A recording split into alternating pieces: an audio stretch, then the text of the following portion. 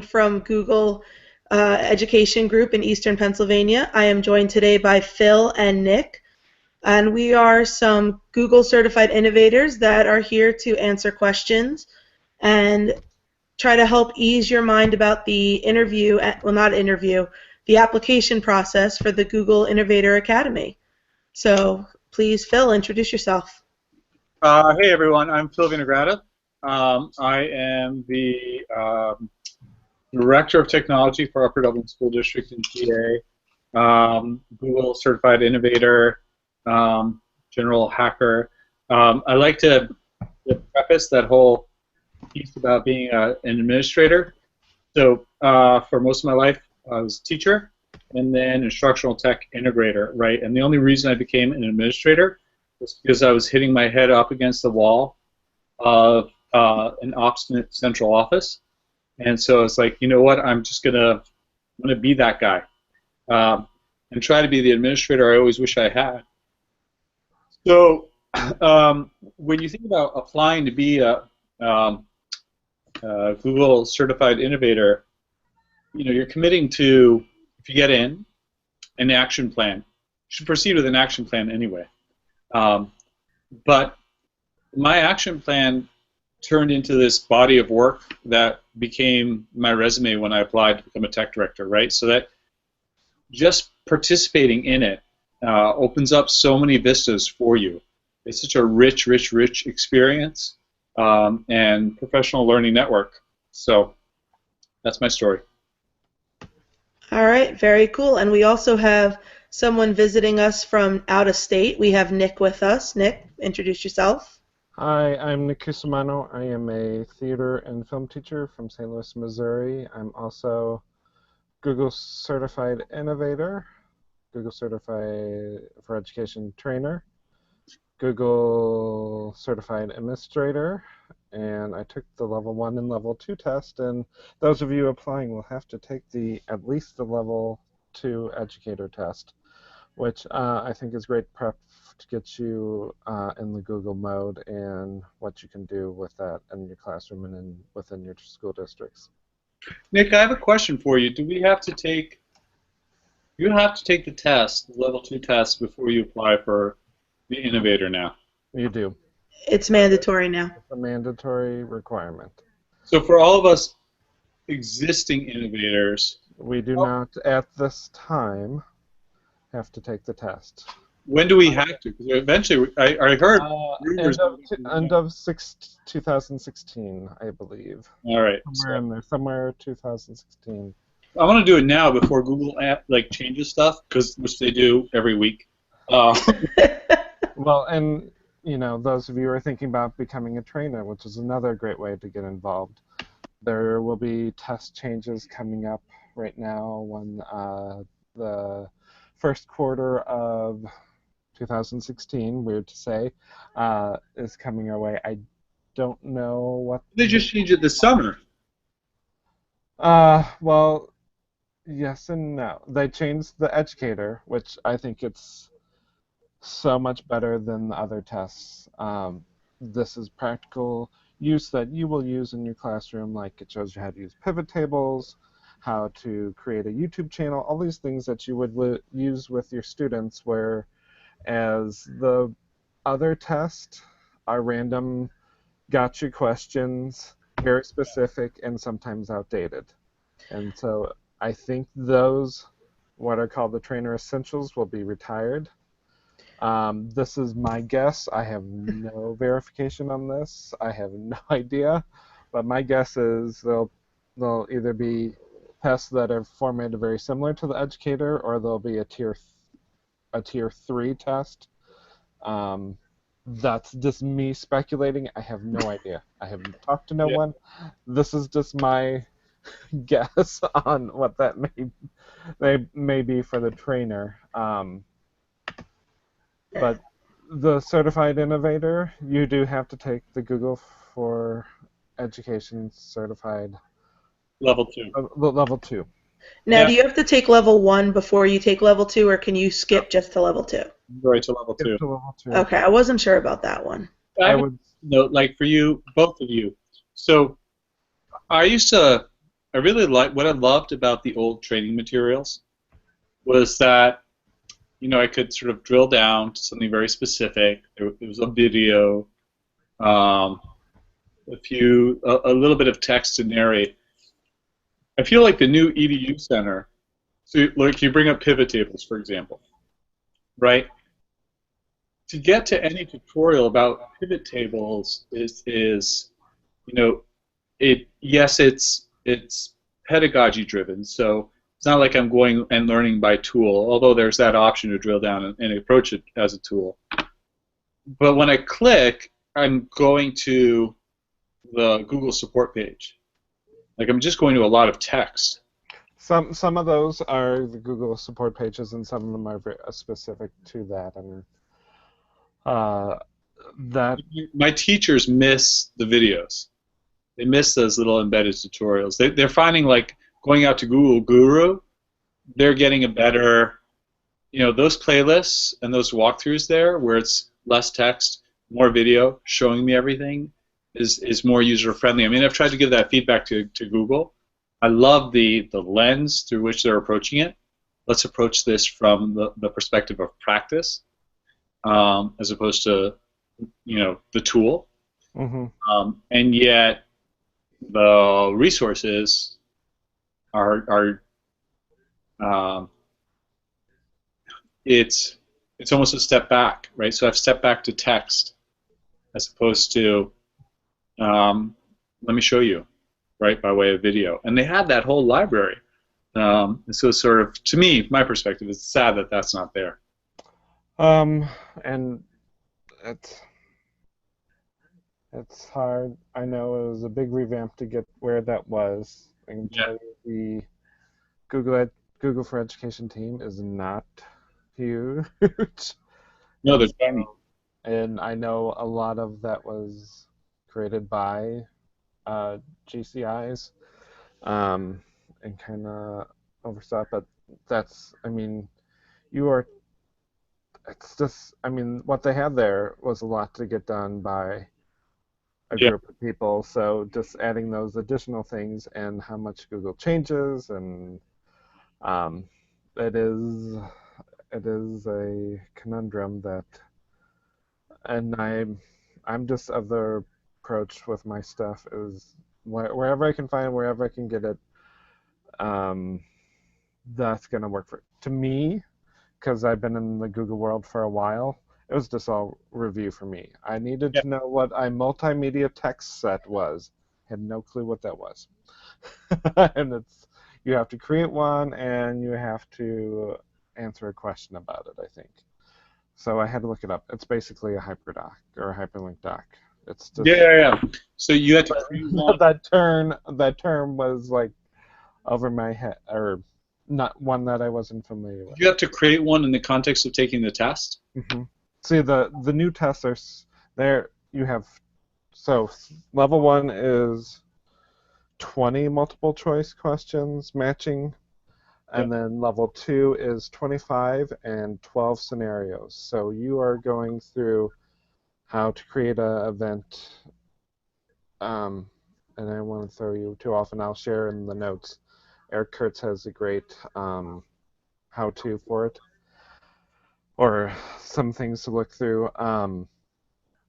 But part of that is just doing those things that you do every day in your classroom, or if you're learning about it, how to do it, or the process of doing it, and you prove that you know how to do it. Which, to me, I could search all the words for a test, Google search it, take all those 5 tests in 2 hours for the old version. But does that mean I know how to use it in practical everyday use?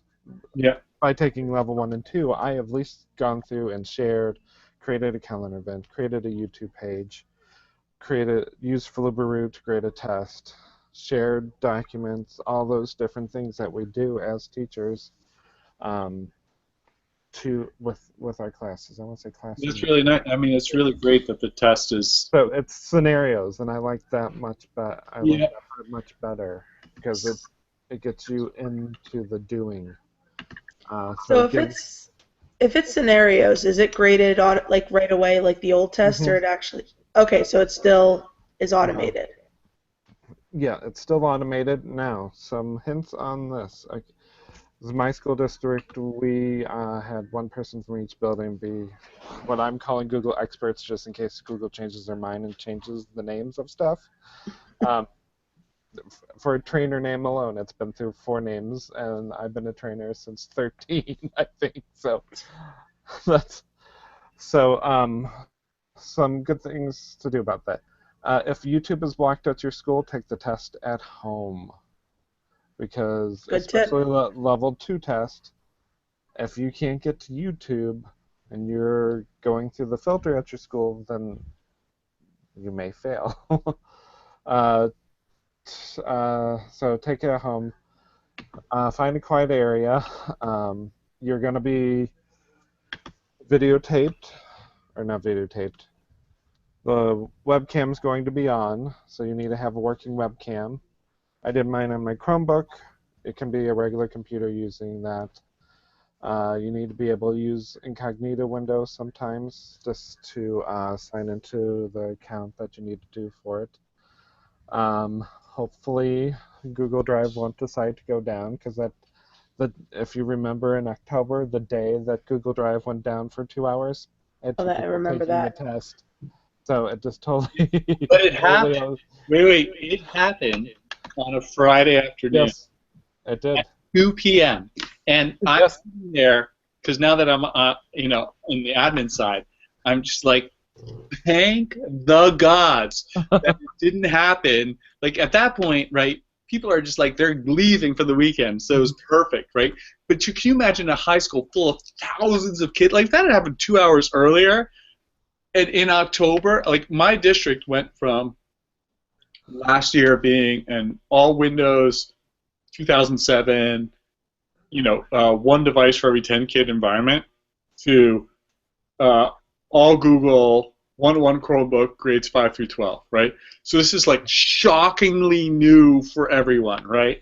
And everyone's just like holding on, especially the teachers, like, oh my God, wait, is this going to go bad? Is this going to go bad, right? So if that early in the game we had been dead in the water, that would have been, oh my God, some night I would have been throwing up. Yeah. So those are and go through. There's little tutorials and little quizzes. Go through those. It's a time test. From my understanding, it can be an open book test, but remember you're timed and you have to get through this stuff. So you don't say I'm going to wing it all because you won't have time to. If Yeah. you don't know how to do anything, Google and then take the test. That's going to throw you off. I But actually remember when I took the test the first time, I was taking it on my PC with my Chromebook open to Google next to me, so that mhm. I had two computers to search on. I am happy to say I only had to reference like 2 or 3 things. So I was kind of happy about that. Like I said, the multimedia text set, I'm like, I have no clue what this is. And then there's a specific question on cyberbullying. So look at that and the steps for that because it's very specific. Um, You're making that me curious to go look for it anyway right now. that's part of the whole walk you through it package. So take that, and my suggestion is get that done and out of the way now. Um, One, you're going to be more familiar with tools, learn about new things, might spark an idea in your head. Two, you need to then focus on, for this new one, you have to be kind of twofold. You actually, Philip was talking about action plan. Your action plan really, you have to have an idea and it needs to be in place. You need to be a moonshot thinker as you're applying, if that makes sense. Yeah. I remember seeing that on the application. I was looking at it before we started our hangout. In the old days, right, they used to introduce you to the concept of the action plan when you got to GTA. Um, and I don't know if maybe we were asked to talk about it or describe it earlier. I'm glad that it's fleshed out now. Like, they would ask vision questions in the old application, But as a reviewer, I'm curious as to where, obviously the whole application is has weight and has thought, but we're human beings, so certain pieces will probably have emphasis, right? And Well, I will say I've been an evaluator for multiple since I became one or after I became one. Um, but I think that I don't see how the formula works, so I don't know. I never know the weight of the things. So I don't mean like formulaic. I just mean for you as a reviewer, what really resonates with you? um, to me, what I remember, because I watched so many of these ones, is the video and your chance where you can be an individual and show your uniqueness. That because you have to get your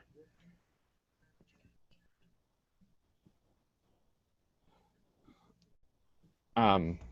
So sorry, my son's trying to get a message to me. No, no, we can see that. Yeah, We all live that. I'm in my basement. I have the mic muted because my dog keeps barking randomly. Yeah, so it's good. So sorry.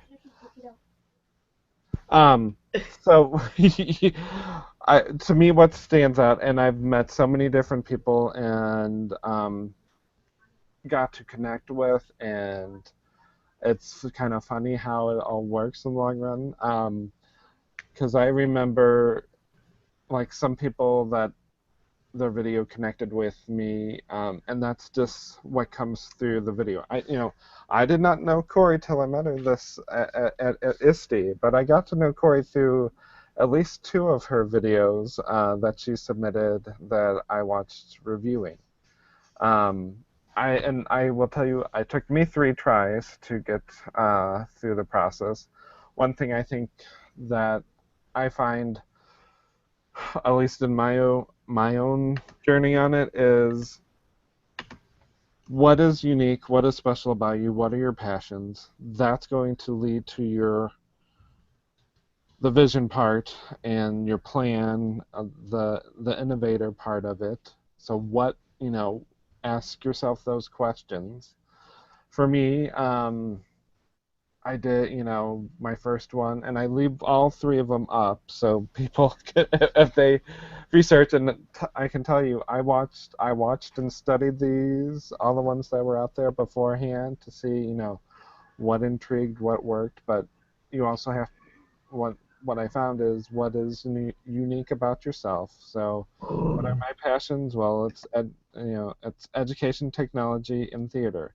So when I finally tied those together, and mine was Hamlet's advice to the players, and I Google-fied it. So instead of speak the speech I pray you, it was search the search I pray you, as Dan Russell, who's the head of search for Google, pronounced it to you, and took it on from there. I remember that one. One of my costumes from my school, and that's what worked for me. So I have a question. It could be a whole variety, I think, because I've seen what I know, evaluating a whole bunch of them in the last round. I had to watch a ton of them. Um, don't use Powtoon. If you do, use it just like as a short intro for like 10 seconds or even smaller.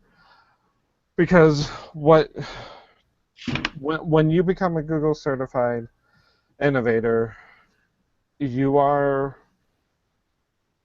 Google wants you out there to represent their brand. They need to know how you're going to represent them out there. They need to see that passion. They want people that are go-getters who want to change the world.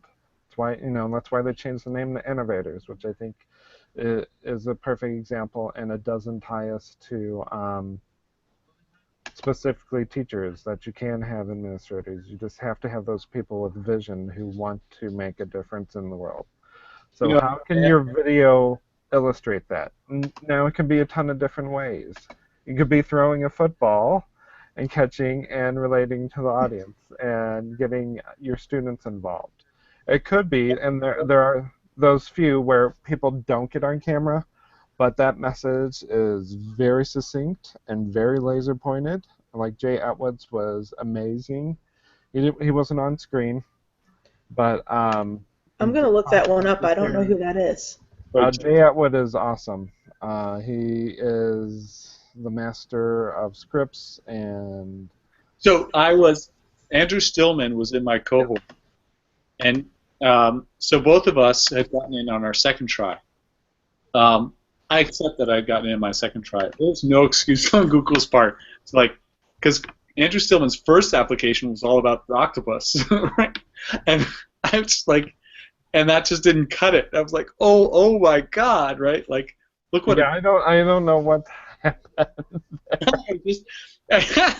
It's amazing, right? Because that has just like become this I like. mean, because I can tell you at my GC, we were all talking about Andrew Stillman stuff. I'm just like, I just thought he was beyond being an innovator Like, or teacher the at the fact that it took him 2 tries makes the rest of us feel so good. Um, yeah. And No, I would also say persistence. Tara Linney, who was one of the Ignite speakers I got, who talked Oh, about she's awesome. yeah, Tara Lynn, who I got to know once again while we were both applying, and I went through, but while I was applying, I think the second or third round, and making positive comments on other people who were applying, and say, here, I really like that. Hope good luck. And we connected during that time. I so I was able to. She was one of the ones that I was at, I scored later on, and so we're Franz Davis. There was at least 2 tries for her, and And she's we talking at scored the White House today, so talking at the White House today. so Uh, what happened at the White House today? they're having a ed tech conference that was apparently invite only. So I didn't even know about it till I saw it all on Twitter today. So that's pretty cool. So who's what? There was an invite-only EdTech conference. Do you know At the White House. who's there? Like who's hosting? I don't know who's hosting. I'm guessing the Department of Ed, but I know Jesse Camp. I think that's his name, right? He's there. Refranz is there. The former principal, now assistant superintendent from Science Leadership Academy, Liederman or Lippman. I am so messing up names right now on a live broadcast. That's great. Wait. No, it's Chris At Lehman, least, yeah, that's it. You knew who I was talking about. He's there, superintendent now of Philadelphia. assistant superintendent. There's like 50 of them in Philly, though, so that's just like a step up from principal. No, but it's so good that he's in that space to be. Yeah. Because he's such a visionary. And I actually didn't even know he got that promotion until I saw the picture on Twitter from the White House today, and that was listed under his name. That's awesome. Can you send me a link? I'd love to know who's there. I wonder if anybody else that I know is there. Yeah, Twitter's not loading right now on my thing, so I'm trying. But That's cool. It's very cool. So I think to me the way you get to know people more is their answers to the questions and the video, because there are some really interesting stories out there. People that who are doing great things, and I would also say you really need to be thoughtful in your questions, and you need to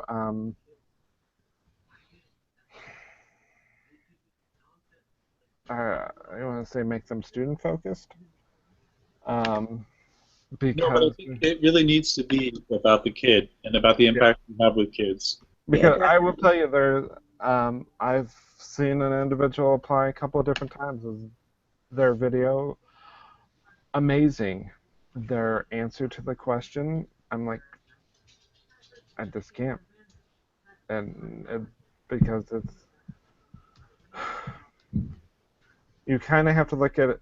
It's a really cool thing, but by becoming a GCI, what can you do for your students?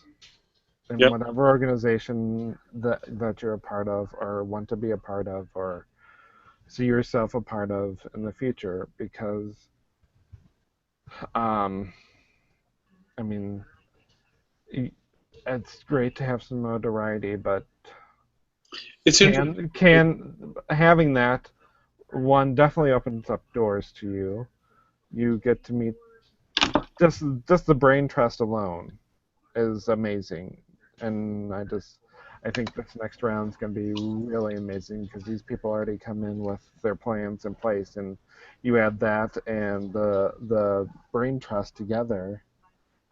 Who Yeah, knows now what's going to speaking happen about next? coming in with the idea already, we haven't touched yet on the new requirement, which is the vision deck. So, Mhm. like, obviously you haven't judged any vision decks No. yet, So the but vision deck is just as a presentation with your vision, right? right, it's supposed to Mhm. be 10 slides and you have to make the link public. Nice. So So yeah, that is a reminder. If you share anything, make sure it's public and have others read your stuff to see if what you're trying to share makes sense. I mean, there are times when a couple of links, if it's dead links, I'm not looking at you. I got 300 more to look at, or whatever it may be.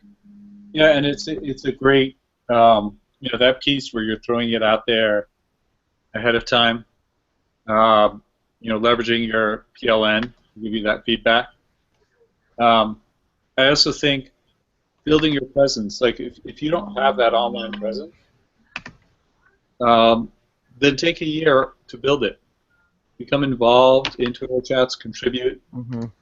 Become involved with groups on Google Plus. Start building resources for others, for your community, for your school. You've got to be able to have that link to a body of work that you can point to. And yeah, I would say reach has varied over the years, and I don't know what it's going to be in this next round, but I would if I would suggest that you work on disconnecting and sharing. If you don't have a blog and you're passionate about something, well, it's time to start talking about it one way or another. Um, I mean, I could be doing, your own little hangouts on the air, just connecting with other ones in your content area, or regionally, connect with your GEG. But get out there, go to ed camps, connect with people there, go to summits, Google for Education summits, connect with people, present there, Yep. because And being able to point to those presentations that you do. I mean, and I think you're right. Like for me, my first time I applied, it was really about sort of a lot of systemic change that I brought to the district that I was with at that time, and sort of those impacts that we had made. Um, the and about how Google's tools helped our community to make thinking visible for kids. And it was really general. My second one was laser focused on uh, gamification, and that's my passion, right? As this framework for mastery learning, inquiry learning, and project-based learning, right? But leveraging those game mechanics, and then behind the scenes, it was like I couldn't do it without Google's platform. Tell me run everything, right? Um, but it came to my passion, right? Like my real passion. And I think that that's what it takes. Like you just have to throw it out there, and not be afraid to just totally demonstrate thought thinking, right? So you're approaching it like Peter and Google, right? Because that's your Reese's peanut butter cup. I'm going to bring these two things together, and that's my moonshot. mhm. Um, and I would definitely put that out there as advice. Like, what is your passion? And if you're doing it for the notoriety, I've just felt like every Google Certified Innovator that I've met so far, um, I never meet them and they're wearing the pin. I never meet them and they're wearing the shirt, ever. They're just they're not doing it for that notoriety. It totally opens doors. It gives you access to this great brain trust, but Definitely. that's not why they did it. They did it because they said, I want that to be my professional learning network because it's going to make me better at helping this community or helping these kids, or it's going to push my learning. That was so if that's what it has to be about that for you if you're going to apply for it, because it just comes through in your narrative. Mm-hmm. Yeah, the people judging can definitely tell the difference between I care about the kids and I just want a title. Yeah, when you go to ISTE, you watch all the Microsoft Innovative Educators all walk around with their shirts. But we're not, right? We're just walking around. We're just walking around to learn. Um, so and it's a totally different culture. Mm-hmm. Definitely. All right, so we haven't actually gotten any questions. We do have some viewers on according to the Hangout that are just watching. So if you have questions, please feel free to type them in, ask them. We have such a great resource in Nick. We don't want to lose him and then get some questions tomorrow. I would also suggest is don't do a laundry list. So, which and especially don't do a laundry list and not have your face on there, if that makes sense. Where it's I've done this, I've done that, I've done this, I've done that. If that makes sense, try to find that through line. Like we were talking, Philip was just talking about, is find that through line. Um, some of the other ones that stick out in my head, and sometimes it's just that twist, that idea that makes it unique. I remember watching Chris Long's, which was teachers who were in PD and they were zombies. Uh, and so, uh, this person's got to be pretty charismatic and get a lot of people to do stuff. If you have 20 teachers who have put on zombie makeup and and filmed a video and agreed to be a part of a video for you, you have trying to think some of my other favorites over the years. David Terrios is pretty Oh, darn he was in my cohort. His was so over the top. He's so awesome. And That yeah, was the wrestling one, right? wrestling one. Yeah. Oh my God, but it's exactly that, right? Like that man had 50 kids all there behind him to do this. Completely transparent, puts it all out there. It was great, great. I remember So, reading somewhere that he did that in like less than 2 days before it was due. Yeah. uh, Although yeah, a lot of us, at least in the Gotchi cohort, we a lot of us pulled it out in those last couple of days, which is, and I wonder if you were to survey, I think all of us, the vast majority, are probably within the personality type where we're like keeping notes, thinking about ideas, draft, draft, draft, draft, draft, draft, percolate, percolate, percolate, percolate, and then those last 72 hours, boom, right? And maybe that's just the personality. well, by the time I got the third, I seriously had a Google Drive folder where I was like, I was percolating on that because I had, like, my second one, I had a former student say some nice things about me, which was great, but it was my story, but not really. It was great to have her say those things, great to know that, but I didn't tell her. So I started thinking, like, okay, because I was thinking, to be or not to be, to Google or not to Google, that is the question. And I'm just no, then all of a sudden, speak the speech. Okay, so I'm going through that and going through. And I have helped. If you can have a tie-in, or if there's a favorite movie, or I know something. someone in The my summary. cohort did the Legally Blonde college application parody. Yeah. So I mean, if there's something that ties into that part of you and ties into that, then and you can get passionate about and tell the story you want to tell through that lens, then do it. Have fun with it, because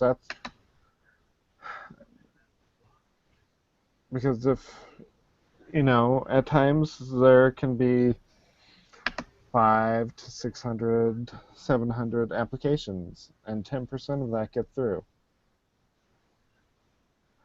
ish.